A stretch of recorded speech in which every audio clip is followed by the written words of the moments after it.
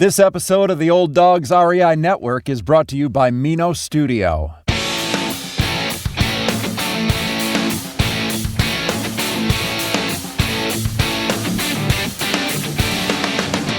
Welcome to the Old Dogs REI Network, where cash flow is king. Real estate investing, the means, so you can enjoy your retirement dreams. This is the show where we cut right to the chase. No sales pitch, no long monologues, just simple how-to real estate investing advice, so you can earn the passive income you need to enjoy your retirement today. And now, your host and chief old dog, Bill Manassero. Hello, old dogs, and welcome to Fun Facts Friday. This is our once-a-week, only on Friday show, where we have special episodes not featuring guests, where I will share tricks, tips, terminology, and techniques that will help skyrocket you to real estate investing success. Today's topic is how to choose the right real estate investing strategy for you. But before we get started, hey, I just like to touch base with you guys because I just like to connect. I know that it's kind of impersonal being on one side of the mic and all of you guys out there. But hey, I just hope that things are going well for you. I hope that your real estate investing efforts, whether it is research or whether you're actively already pursuing an aggressive strategy, wherever you're at, I think this show will still be of great value to you. This is part of a bigger series that we're doing called the 10 Steps to Real Estate Investing Success. And first time we've ever done it, so I hope you guys are enjoying it. I hope it's providing some good stuff for you.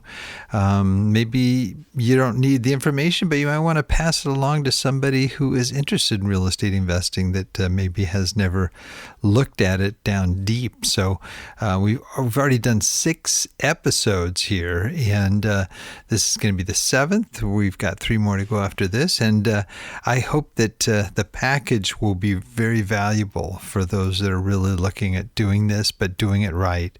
So let's dig into our topic here, how to choose the right real estate investing strategy for you. Now, in episode 592, which I believe is our second episode in the series, I talked about various real estate investing strategies, and there are a lot of them. I don't even think I touched on all of them, but there are a lot of ways to invest in real estate, and it may seem kind of overwhelming at first as you look at it. In today's podcast, I'm going to try and break it down a little bit because some of you may not have, selected a strategy yet, or maybe you're already doing it, but maybe you don't feel this is the right strategy for you. So I hope it can help you no matter where you're at. I remember when I first sought out real estate investing, I was in Haiti and I was trying to figure out, what am I going to do when I get back to the States? And I was looking at, what alternatives I could do. I mean, I've been in the mission field, living on faith. So I didn't really have a retirement pension or any kind of guaranteed. I had a little IRA, but it wasn't going to last me long. So I was looking at, hey, I need cash flow because I've got to survive, right? And I would be getting Social Security, but that doesn't really do much of anything. So I was looking for cash flow, and one of the reasons why, this show has the theme, so cash flow is king, is because that's where, I focused, and that's where this show focuses a lot on cash flow. It's not all it focuses on, but that is sort of the main focus here. And whether you're a newbie or an experienced investor, I think you're still going to find some good information here that should be helpful for you. I think when trying to assess what strategy is best for you, first you've got to really decide, what you really are looking for. There are certain factors you need to consider and questions you might want to ask yourself, like, how much time do I have to devote to this? How much money do I have to put into it? If you're going to be investing in properties, where are those properties going to be located? Can I invest in my own backyard, which I do recommend, or do I have to go out of state? And if so, where? Does it have tax advantages? Now, not all real estate investing has those tax advantages, or some have bigger advantages than others. Do you need to learn new skills to do this? So those are some of the things you have to assess, but you also have to look at what excites you too, as you look at the different strategies. Oh man, that sounds like it'd be fun. I'd love to do that. Maybe you're really handy, or you're like a guy's got his workshop and everything, and you might be into flipping, or where you can go in there and you can tear a kitchen out and put in a new one and do things like that. Those are the kind of things you have to consider as you look at these strategies. But sometimes too you can get distracted, and I speak from experience because I got very distracted when I was first trying to figure out what I was going to do in real estate. And I saw the YouTubes, I went to webinars, boot camps, and my bookshelf, unfortunately, shows the results of that. I've got all kinds of home study courses and things that I bought and signed up for. And, you got to be careful not to get into that shiny object syndrome. I think the first thing I signed up for when I was in Haiti was, a flipping course, and thinking, what am I going to do? How am I going to flip from Haiti? Now, since then, I've met people that do flip long distance, but I didn't think it was really didn't make much sense. So avoid that, like I said, the shiny object syndrome. You might hear a great pitch on a YouTube video and, click the button, and before you know it, you've bought all this guy's materials and you're signed up for his next boot camp. And, or maybe you went to a boot camp or a seminar and you got caught up in the emotional appeal or some special one-time offer that you had to sign up for before you left there. There's a lot of heavy, and so that's why I like this to be like a no sales zone in the Old Dogs REI network, because I was one of those guys that fell for those things. I think you need to do this scientifically. Really study the strategies that fit your needs and dig deep. Don't be distracted, by the shiny object. Okay, so. One of the things that I looked at specifically is I knew I wanted cash flow. That's kind of all I knew. I wasn't thinking, sort of big picture, but I was thinking, as long as it generates cash flow so I can live and take care of my family, I'll be good. And so there are certain strategies that generate monthly cash flow. And so those are the ones that you want to look at if you're looking for cash flow. Single family home rentals, okay, that can be one. That can also be duplexes, triplexes, or quads. House hacking, it's a great way to get into owning a property, living in it. You're learning landlording because, let's say, the other person in the other unit, or they may usually house hack with, I would say best is quads, where you've got 3 other renters and yourself all in this quad, and you learn all about the landlording part, but you also basically have no mortgage to pay, because if you do it right, those other tenants are paying the mortgage. So that's a real neat way to get started. There's also Section 121. I don't know if you're familiar with that, but it's basically a provision where you can buy a house to live in, and you can live in it for 2 years. And then when you move in 2 years, you can then rent it out. And this way, you're not selling the house, and you have to deal with the capital gains on it. It turns into a rental, and you don't have to pay any, I think it's, up to a certain amount of money, you can deduct on your, capital gains if you do sell it. So it's a real good way to go. Condos and townhomes, people invest in those as rentals. Obviously, multifamily, whether it's small apartments or large apartments, 100 units plus. There's also short-term rentals, Airbnb and VRBO. You don't even have to buy the property necessarily. You can actually go to an apartment that might be having difficulty getting tenants, and there aren't too many of those lately, but because of the shortage of housing. But that is a good way to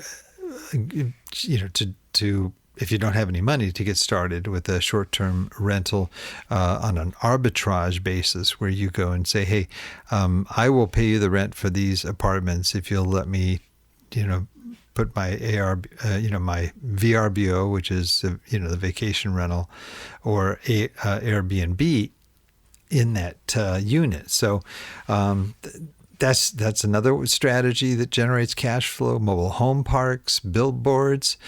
We haven't talked a lot about that, but you can actually talk to somebody that owns land and you just rent a little piece of it to put your billboard on, and you can generate money. And then there's a whole bunch of commercial stuff, office buildings, hotels, self-storage, industrial, retail, like large malls, strip malls, triple net leases. And that's where you have like sort of a big box company, something like a CVS or could be a Kroger's or something like that. That's in there. That's sort of the anchor that they rent for a long term. They take care of the place. You don't have to do much of anything, and it is a little bit expensive to get one of those, but it can be a real nice cash flow generator. Now, looking at other properties, there are properties that you can get into that don't generate cash flow, and that's things like a ground up development. You're going to build a condo complex, or you're going to build an apartment building, or even a single family home ground up. You're basically looking at making money on the sale. Raw land, generally, it depends. You can make money on raw land too. Generally, there are people that buy it and hold it, to watch the value go up and then sell it, or they're flipping. They buy an undervalued property and they sell it, at a profit. And I had many people on our shows that have done that have just done gangbusters. But there's also raw land. You could, if you have raw land, you could maybe make it available for, put some fences up or something and make it RV storage. Or there's a lot of different strategies if you have raw land that you can do, parking, all kinds of things. And then other ones other types of flipping. You can not only flip houses, but you can flip apartment buildings too, and commercial properties. Wholesaling is not generally a cash flow generator. You usually find a property and flip it. I mean, you don't really flip it. You never really even own the property, but you find somebody that's willing to sell it to you or put it under contract with you, so that you can find a buyer that'll pay more for it than what they agreed, and you've got this big cash chunk. And that's kind of like flipping too. Flipping, you basically will get your money for the sale. There's the live-in flip thing that I mentioned also, where you live in the house and then you flip it. You also make that big chunk on the sale. So there's pros and cons. The good thing about some of those strategies are that they will generate large amounts of cash quick, and that can be very helpful. In fact, a lot of people that got into building up a rental portfolio started with those types of strategies, where you do get chunks of cash, and if you can get enough cash, then you can buy a rental property, or at least do the down payment on a rental property. And so there are people that do both. They're flipping, they're generating money with that. With the money they get from that, they buy rental properties, and they continue flipping until they got enough rental properties they don't have to flip anymore. So some of the drawbacks are it does take a little bit of time to do some of these things, where you've got to find people that are in a desperate situation that are willing to sell their house under market value. And sometimes that takes a lot of mailers or phone calls or what have you. So that can be a little time consuming. Also, you've got the capital gains tax when you get that big hit of cash, you're gonna have to pay taxes on it. That you can't really deduct that. But I think, again, if you're starting out, that can be a great way. Also, there are people that they still love real estate, but they don't want to do either of those because of what's required time-wise. So they strictly invest in properties, and they kind of give up the control aspect of that investment. And these are people like private money lenders that will lend money to flippers or wholesalers. They're just basically being the bank. Same with hard money lending. Or they invest in syndications where you're technically an owner, but you really don't have much control. You're just a small percentage of the ownership there. But you do get monthly checks or quarterly checks. REITs, same deal. Crowdfunding, you can get it in a very low price, and it generates cash flow for you. Discounted deeds, liens. Crowdfunding. Yeah, that might actually go a little bit on the cash flow side, because, and same with REITs, if you are generating dividends on it. Discounted deeds, liens, those are things that you invest in that you will get money from. You're basically, let's say, for example, discounted deeds, you're finding deeds that the banks have just, are selling because nothing's happened, or they're basically properties that they can't collect on, and then you take over and you either get the person to be able to pay and start paying regularly, and that would of course go to you. But then if they don't pay, you sell the house and you make money that way. So those are a little bit trickier. Maybe your top requirement is, hey, I don't have much money to invest. And in that case, you'll want to look at strategies where you can get, something, get a return, or at least generate money with no or low money down. And that's where things like wholesaling, flipping with, let's say, hard money financing, seller financing deals where you get the owner to carry the paper and you buy the property through a deal with the owner and don't have to go through banks. Crowdfunding, you can invest in real estate for $10 at places like Ground Floor, which is a crowdfunding, and I think a lot of others now are starting to lower their limits where you can buy into really good returning real estate deals and get a great return. So, or maybe, the money is not an issue, but your time is the main issue.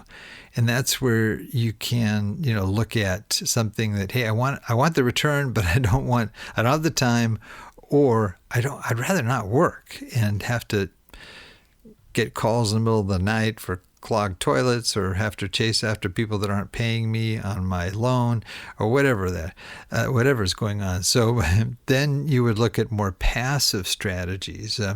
Syndication investing is sort of the first one that comes to mind, where you just put your money in, and if it's a good deal and it goes well, not only will you get these quarterly or monthly payments, but when they sell the property, you'll get a chunk of whatever the profit is on that building. So that has kind of a double whammy, return, which is really cool.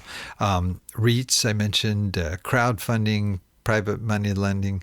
All of those things are things that don't really require as much. I mean, the private money lending, you definitely have to find good people and do background checks and that kind of stuff, but there's not a lot of effort once it's set up.